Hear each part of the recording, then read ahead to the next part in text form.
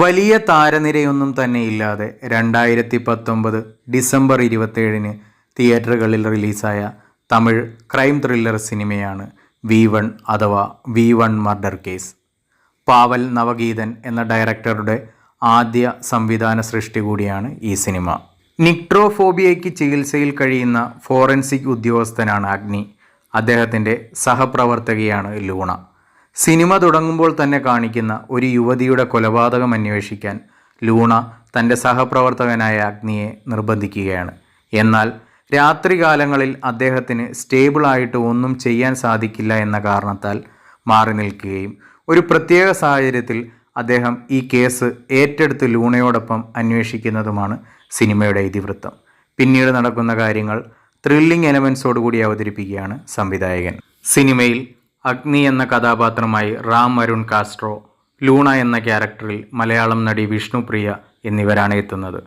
പ്രധാന താരങ്ങളെ കൂടാതെ ഗായത്രി, ലിജീഷ്, മൈം ഗോപി, ലിംഗ, രാമചന്ദ്രൻ ദുരൈരാജ്, ഈശ്വർ കാർത്തിക്, മോന ബെത്രെ എന്നിവരാണ് മറ്റ് കഥാപാത്രങ്ങളെ അവതരിപ്പിക്കുന്നത്. സിനിമയുടെ ഛായാഗ്രഹണം നിർവഹിച്ചിരിക്കുന്നത് കൃഷ്ണശേഖർ TS ആണ്. എഡിറ്റിംഗ് നിർവഹിച്ചിരിക്കുന്നത് CS പ്രേംകുമാർ.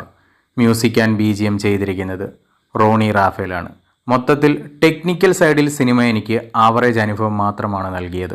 പ്രകടനങ്ങളിലേക്ക് വന്നാൽ കാസ്ട്രോയുടെയും വിഷ്ണുപ്രിയയുടെയും പ്രകടനങ്ങൾ മികച്ചു നിൽക്കുമ്പോൾ മറ്റുള്ള നടീനടന്മാർക്കും അവരവരുടെ റോളുകൾ ഭംഗിയാക്കാൻ സാധിക്കുന്നു. ഗാനങ്ങളുടെ അഭാവം, പ്രധാന കഥാപാത്രങ്ങളുടെ പ്രകടനങ്ങൾ എന്നിവയുടെ ബലത്തിൽ ആദ്യ പകുതി മികച്ചതായി അനുഭവപ്പെട്ടു. ഓരോ കഥാപാത്രങ്ങളുടെയും സംഭവങ്ങളെ വ്യത്യസ്തമായി അവതരിപ്പിച്ചത് മികച്ച അനുഭവമായിരുന്നു. എന്നാൽ തിരക്കഥയുടെയും നിർബന്ധിത ക്ലൈമാക്സും സെക്കൻഡ് ഹാഫിലെ കഥ പറച്ചിലും സിനിമയെ ആദ്യ പകുതിയിൽ നിന്ന് രണ്ടാം പകുതിയിലേക്ക് പിന്നിലോട്ട് വലിക്കുന്നതായാണ് തോന്നിയത്. സിനിമയിൽ ഒരു കഥാപാത്രം മരിക്കുന്നത് ഒട്ടും കൺവിൻസിംഗ് ആയി തോന്നിയില്ല.